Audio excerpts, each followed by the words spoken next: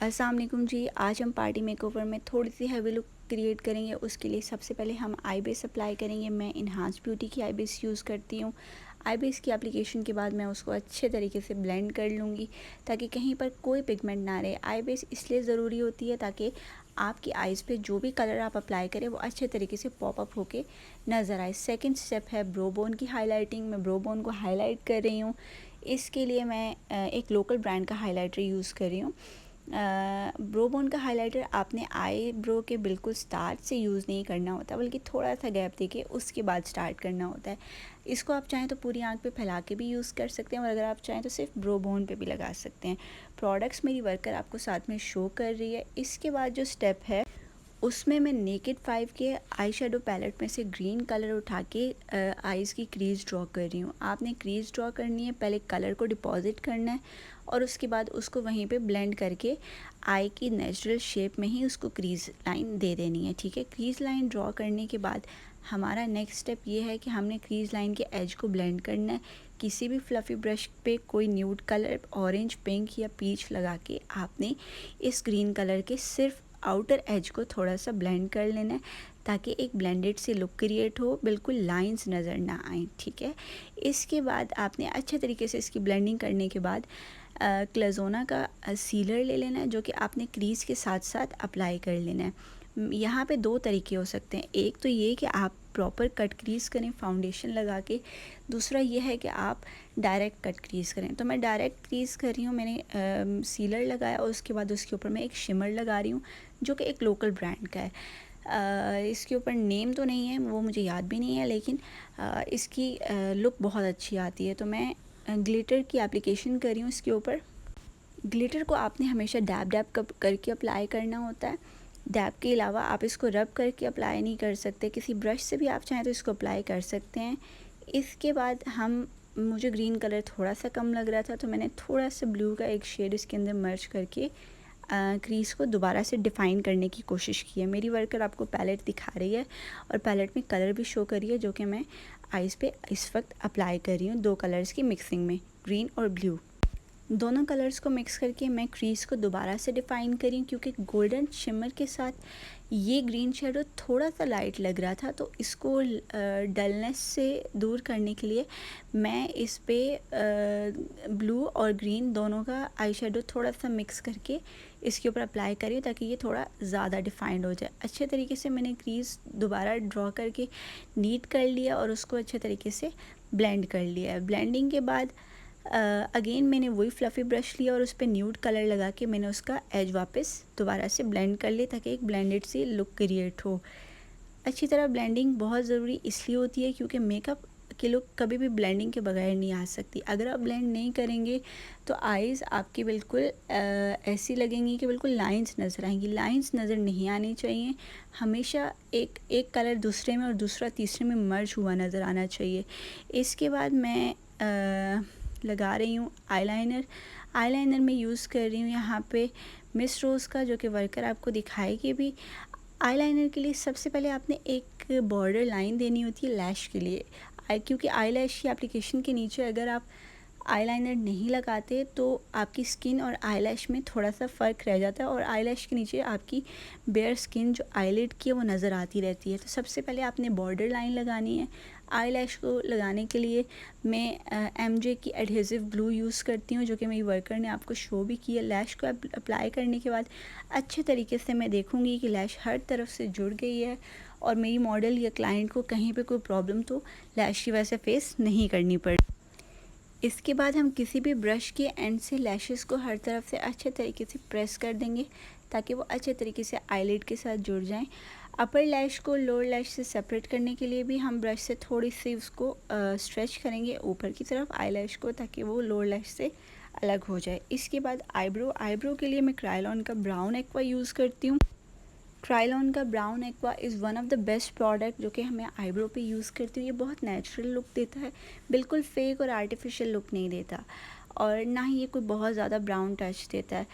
इसको आपने अप्लाई करना है वेट ब्रश के साथ, और इसको आपने अप्लाई करना है आईब्रो के बिल्कुल स्टार्ट से नहीं, स्टार्ट से थोड़ा सा गैप छोड़ के उसके बाद आपने इसकी एप्लीकेशन करनी है। एप्लीकेशन करने के बाद और शेप दोनों तरफ अच्छी तरह इक्वल करने के बाद आपने स्पूली ब्रश से इसको अच्छे तरीके से ब्लेंड कर लेना है, ठीक है। अब देखिए मैं अच्छे तरीके से इसको कट ब्रश के साथ अप्लाई कर रही हूँ और स्पूली के साथ इसको अच्छे तरीके से आईब्रो में ब्लेंड कर रही हूँ ताकि कहीं पे कोई पिगमेंट ना रहे। मुझे शेप में थोड़ा सा डिफरेंस लग रहा था तो मैं उसको बिल्कुल नॉर्मल कर रही हूँ ताकि दोनों शेप्स बिल्कुल इक्वल आएँ। आई बेस या आई मेकअप किसी भी मेकओवर में बहुत ज़्यादा इम्पॉर्टेंट होता है और इसमें कहीं पे कोई कसर नहीं रहनी चाहिए। जो नीचे शिमर गिर गया उसको मैं कॉटन बड से मिसेलर वाटर लगा के क्लीन कर रही हूँ ताकि वो मेरी बेस में ना आ जाए और लोअर आई के मेकअप को ख़राब ना कर पाए। आइज़ के बॉटम को अच्छे तरीके से क्लीन कर लेने के बाद आपने अप्लाई करनी है मॉइस्चराइजिंग जेल। किसी भी मेकअप के लिए स्किन प्रेप सबसे ज़्यादा ज़रूरी होती है। कुछ मॉइस्चराइजिंग जेल्स हम पहले भी अप्लाई कर लेते हैं आई मेकअप स्टार्ट करने से पहले। यहाँ पे मैं यूज़ कर रही हूँ लश ऑर्गेनिक्स की H2O मॉइस्चराइजिंग जेल, जो कि बहुत स्मूथ टेक्सचर देती है रफ़ स्किन को। इसको आपने अच्छे तरीके से हल्का थोड़ा सा फेस पे अप्लाई करके हल्के हाथ से आपने इसको फेस पे फैला लेना है और थोड़ी देर के लिए इसको छोड़ देना है ताकि ये ड्राई होके स्किन के अंदर एब्जॉर्ब हो जाए। स्पेशली आपने उन एरियाज़ पे लगाना है जहाँ पे इसकी स्किन आपकी ज़्यादा रफ़ होती है। बेस हम यूज़ कर रहे हैं कस्टमाइज्ड बेस। दूसरी फाउंडेशन भी यूज़ करती हूँ मैं, मगर कस्टमाइज्ड बेस स्किन टोन के हिसाब से सबसे ज़्यादा बेहतर रहती है। ये 2 या 3 बेसिस को मिला के बनाई जाती है और हर स्किन टोन के लिए हम एक डिफरेंट सी कस्टमाइज्ड बेस बना सकते हैं और ये बहुत लॉन्ग लास्टिंग होती है और बहुत अच्छे तरीके से स्टे भी करती है। फेस बेस को हम अप्लाई कर रहे हैं ब्रश के साथ, पहले पूरे फेस पे फैला के लगा लेंगे, स्पेशली नोज़ के साथ, नोज़ के कॉर्नर्स के पास, लिप्स के कॉर्नर्स के पास, जहाँ पे नॉर्मली ब्लेंडिंग थोड़ी सी मुश्किल होती है, लेकिन ब्रश से एप्लीकेशन के बाद ब्लेंडिंग बहुत इजी हो जाती है। इसके बाद आईब्रो के साथ साथ नीटनेस के लिए हम अच्छे तरीके से ब्रश बेस वाला जो है वो उसको लगाएंगे ताकि आईब्रोज़ की शेप मेंटेन रहे। इसके बाद नेक और नेक के अलावा जो भी विजिबल एरिया उस पर आपने बेस को या फाउंडेशन को जो भी आप यूज़ करें अपनी स्किन टोन के हिसाब से आपने उसको अप्लाई कर लेना है। इसके बाद किसी भी डैम्प ब्लेंडर के साथ आपने फाउंडेशन को अच्छे तरीके से ब्लेंड करना स्टार्ट करना है। एक बात यहाँ पे याद रखिएगा कि ब्लेंडिंग हमेशा सॉफ्ट हैंड से होती है, कभी भी हार्ड हैंड से ब्लेंड मत कीजिएगा, क्योंकि हार्ड हैंड से ब्लेंडिंग करने से हमेशा फेस के ऊपर या बेस के ऊपर पैचेस हो जाते हैं। तो अगर आप चाहते हैं कि पैचेस ना हो और एक स्मूथ और इवन से लुक क्रिएट हो, तो उसके लिए बेहतर है कि आप एक अपना हाथ जो है वो सॉफ्ट रखें और हल्के हाथ से आप इसकी ब्लेंडिंग करें। स्पंज का या ब्लेंडर का डैम्प होना बहुत ज़रूरी है, क्योंकि अगर ये डैम्प नहीं होगा तो ये अच्छे तरीके से ब्लेंडिंग या फ़ाइन तरीके से ब्लेंडिंग नहीं कर पाता। मैं अच्छे तरीके से ब्लेंड कर रही हूँ नेक को और वो एरियाज़ जो कि अपने बालों के साथ साथ हैं, ईयर्स वाले, इसके अलावा आइज़ के करीब करीब के एरियाज़, नोज़ की साइड्स और लिप्स, और इनको अच्छे तरीके से ब्लेंड करने के बाद हम पाउडर की एप्लीकेशन की तरफ आएंगे। बेस को अच्छे तरीके से ब्लेंड करना है आपने, स्पेशली नोज़ के कॉर्नर्स पे, इसके अलावा नेक पे, आइज़ के नीचे, चिन के एरिया में। आपने जो भी फाउंडेशन या जो भी बेस लगानी है वो हमेशा आपकी स्किन टोन के हिसाब से होनी चाहिए। अगर आप डस्की हैं या आपकी थोड़ी सी डल स्किन है या ब्राउन स्किन में आते हैं और अगर आप बहुत लाइट और फेयर कलर यूज़ करते हैं तो वो हमेशा ऐशी या ग्रे हो जाता है। तो ऐशी और ग्रे लुक से बचने के लिए हमेशा आप अपनी स्किन टोन के हिसाब से बेस सेलेक्ट करें। नेक्स्ट स्टेप के अंदर मैं कंसीलर लगा रही हूँ। कुछ एरियाज़ हमारे फेस पे ऐसे होते हैं जिनको हमें हाईलाइट करने की बहुत ज़रूरत होती है, जैसे आइज़ के नीचे का एरिया, चिन का एरिया, नोज़ का एरिया और थोड़ा सा फोरहेड का एरिया। तो उसके लिए हम एक लाइटर टोन का कंसीलर यूज़ कर रहे हैं। जो हमने फाउंडेशन या बेस अप्लाई की है उससे 2 या 1 टोन लाइटर कंसीलर यूज़ कर रहे हैं। कंसीलर आपने बहुत ज़्यादा क्वांटिटी में अप्लाई नहीं करना, बिल्कुल लाइट से अप्लाई करके उसके बाद फ़ौरन से उसको आपने ब्लेंड कर लेना। जब आप ब्लेंड करेंगे तो उसको आपने इतने अच्छे तरीके से ब्लेंड करना है कि वो आपकी फाउंडेशन के साथ ब्लेंड हो जाए और कहीं पे कोई लाइन या कोई पैच नज़र ना आए अलग से, ठीक है। अब देखिए मैं आइज़ की छोटे ब्लेंडर के साथ ही कंसीलर को अच्छे तरीके से ब्लेंड कर रही हूँ। ये हमारे इन एरियाज़ को अच्छे तरीके से हाईलाइट कर देगा इसके बाद हम इसको ब्लेंड करने के बाद पाउडर की तरफ आएंगे और बेस को लॉक करेंगे। तो जी हमारी कंसीलर की ब्लेंडिंग तकरीबन कंप्लीट हो गई है। डैब डैब करके हमेशा अपने ब्लेंडर को यूज़ करना होता है। ब्लेंडर को कभी भी आपने रब नहीं करना, रगड़ना नहीं है स्किन के ऊपर, अदरवाइज़ आपकी स्किन बिल्कुल पैची हो जाएगी और आपकी बेस की लुक बिल्कुल भी अच्छी नहीं आएगी। आइज़ के जो इनर कॉर्नर होते हैं वहाँ पे थोड़ा सा डिफ़िकल्ट होता है फेस को ब्लेंड करना या प्रोडक्ट को ब्लेंड करना, तो वो आपने बहुत अच्छे तरीके से देखने हैं। अब मैं क्रायोलॉन का ट्रांसलूसेंट पाउडर लगा रही हूँ आइज़ के नीचे और बाकी फेस के ऊपर भी, बेस को लॉक करने के लिए। पाउडर बहुत ज़रूरी होता है, अगर आप पाउडर नहीं लगाते तो आपकी बेस कभी भी लॉक नहीं होती और वो कोई भी प्रोडक्ट या कोई भी चीज़ टच होने से बेस पे पैच पड़ जाते हैं और उन जगह से बेस रिमूव होने लग जाती है। अच्छे तरीके से पाउडर की एप्लीकेशन करनी है हमने। पाउडर की एप्लीकेशन करने के बाद जो भी एक्स्ट्रा पाउडर होगा वो हमने एक फ्लफ़ी ब्रश से या डस्टिंग ब्रश से उसको डस्ट ऑफ कर लेना है, ये बहुत ज़रूरी है। अगर आप पाउडर को डस्ट ऑफ नहीं करते हैं तो वो हमेशा एक ऐसी लुक, केकी सी लुक देता है और ऐसा लगता है कि बहुत पाउडरी आपका फाउंडेशन या बहुत पाउडरी सा मेकअप हुआ। तो आपने इस चीज़ से हमेशा बचना है। पाउडर को अच्छे तरीके से आपने हर जगह पे अप्लाई करना है और एक डस्टिंग ब्रश से आपने इसको, या कोई भी फ़ैन ब्रश, उससे आपने इसको अच्छे तरीके से डस्ट ऑफ कर लेना है। इसके बाद हम आते हैं लोअर आई की तरफ। लोअर आई पे सबसे पहले मैं एक छोटा ब्रश ले रही हूँ लोअर आई के हिसाब से और उससे मैं जो कलर ऊपर क्रीज पे लगाया था ग्रीन कलर का वही अप्लाई कर रही हूँ। ये कलर आपने पूरी लोअर आई पे अप्लाई नहीं करना, बल्कि हाफ़ या हाफ़ से थोड़ी सी ज़्यादा पे अप्लाई करना है। लेकिन यहाँ पे बहुत पिगमेंटेड कलर नहीं होने चाहिए आपके। आपने बहुत शार्प कलर लोअर आई पे यूज़ नहीं करना, क्योंकि लोअर आई पे अगर आप बहुत ज़्यादा कलर डिपॉज़िट करेंगे तो उसकी ब्लेंडिंग करना बहुत मुश्किल हो जाएगी। अगेन मैंने पिंक पीच लेके और फ्लफ़ी ब्रश से लोअर आई पे लगाए हुए शेड को भी ब्लेंड कर लिया।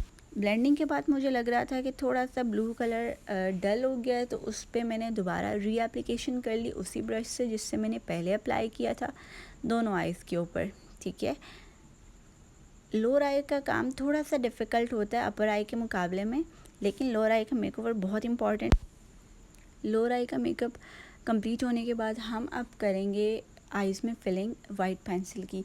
वाइट पेंसिल की फिलिंग इससे ज़रूरी है क्योंकि हमारी मॉडल की आइज़ छोटी थी और छोटी आइज़ होने की वजह से हमने वाइट पेंसिल यूज़ किया ताकि उनकी आइज़ थोड़ी सी बड़ी लगें। आप चाहें तो इसमें ब्लैक पेंसिल भी यूज़ कर सकते हैं, लेकिन आज की लुक के हिसाब से हमारी वाइट पेंसिल थी। इसके बाद मैं आईलाइनर लगा रही हूँ लैश के ऊपर। आईलाइनर मैं यूज़ कर रही हूँ ग्लैमर फेस का। मेरी मॉडल वर्कर ने आपको शो भी किया आईलाइनर। अच्छे तरीके से आपने आईलाइनर लगाना है नीट तरीके से, क्योंकि ये हमारा फाइनल टच है आईलाइनर का। और साइड से आपने इसकी नोक भी निकाल लेनी है।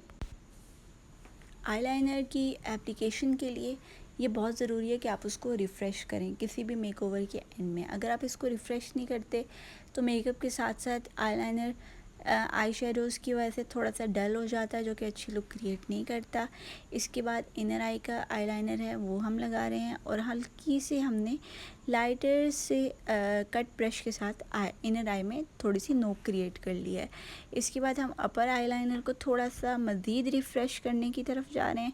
इसको थोड़ा और रिफ़्रेश करने के बाद हम इनर आई को अच्छे तरीके से बना लेंगे। इसके बाद मस्कारा, मैं मस्कारा यूज़ कर रही हूँ हैंग फैंग का, जो कि नॉर्मल पार्टी मेकओवर्स में यूज़ करती हूँ। वाटरप्रूफ मस्कारा और बहुत अच्छे रिजल्ट्स के साथ है। मस्कारा के लिए सबसे बेस्ट तरीका है मस्कारा या एप्लीकेटर। मैं मस्कारा का एप्लीकेटर हमेशा यूज़ करती हूँ, समटाइम लोअर आई पे भी यूज़ करती हूँ और समटाइम नहीं भी करती, लेकिन अपर या लैश के ऊपर मस्कारा के लिए एप्लीकेटर बिल्कुल बेस्ट रहता है। मस्कारा की एप्लीकेशन अपर और लोअर लैश पे करने के बाद हम अब आएंगे ब्लश की तरफ। ब्लश में यूज़ कर रही हूँ फेस सेट का। ये भी कुछ टाइम पहले मैंने परचेज़ किया था, लेकिन इसके पिगमेंट बहुत अच्छे हैं और बहुत अच्छी ब्लेंडिंग करता है।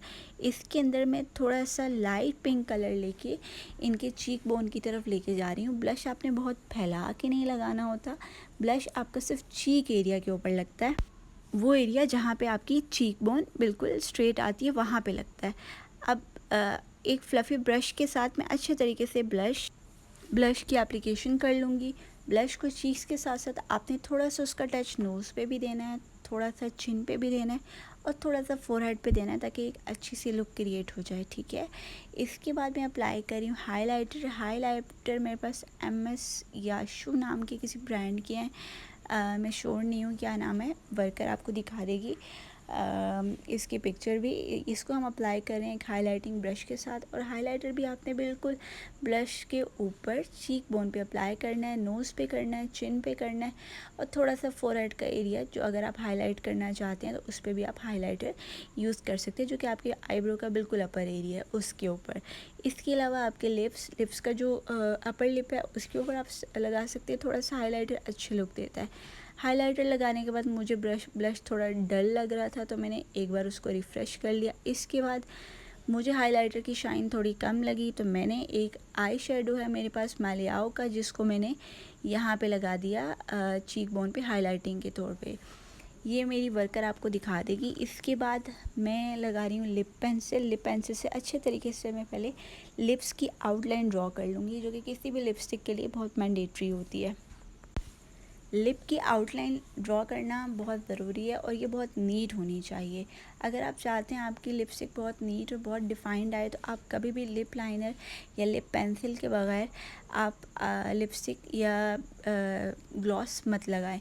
मैं यूज़ करती हूँ मैट ग्लॉस, जो कि बहुत अच्छा स्टे करते हैं, इनकी लास्टिंग बहुत अच्छी होती है, लुक बहुत अच्छी आती है और 12 से 14 घंटे तक स्टे करते हैं। तो किसी भी पार्टी मेकओवर या ब्राइडल मेकओवर में परमानेंट या मैट ग्लॉस सबसे बेहतरीन ऑप्शन होते हैं। तो मैं एक न्यूड शेड में इन मैट ग्लॉस इनको लगा रही हूँ। लिप लाइनर लगाने के बाद अच्छे तरीके से आपने मैट ग्लॉस को लिप्स के ऊपर अप्लाई कर लेना है, बिल्कुल वैसे जैसे आपने लिप पेंसिल या लिप लाइनर के साथ लिप की बाउंड्री बनाई थी, उसी शेप के अंदर अंदर। लिप लाइनर की एप्लीकेशन करने के बाद आप हमारी मॉडल की फ़ाइनल लुक देखेंगे। उम्मीद है आपको बहुत अच्छे तरीके से समझ आया होगा। ये रही जी हमारी मॉडल की फ़ाइनल लुक। हाइलाइटिंग की थोड़ी सी कमी नोज़ पे लग रही थी और चीक पे, तो मैंने अच्छे तरीके से उस पर हाइलाइटर दोबारा लगा दिया। ये मैंने यूज़ किया मलयाओ का एक आई शेडो, जो कि कोकोनट क्रीम के नाम से है, लेकिन इसकी लुक और हाइलाइटिंग बहुत अच्छी रहती है। ये फ़ाइनल लुक हमारी मॉडल की अभी नहीं है। हेयर स्टाइल और ड्रेसअप के बाद हमारी मॉडल कुछ इस तरह दिखती हैं। उम्मीद है आपको मेरा काम बहुत अच्छा पसंद आया होगा। आप हमारी वीडियो को लाइक करें, सब्सक्राइब करें और हमारे चैनल के साथ इन टच रहें, ताकि हम मज़ीद आपको ऐसे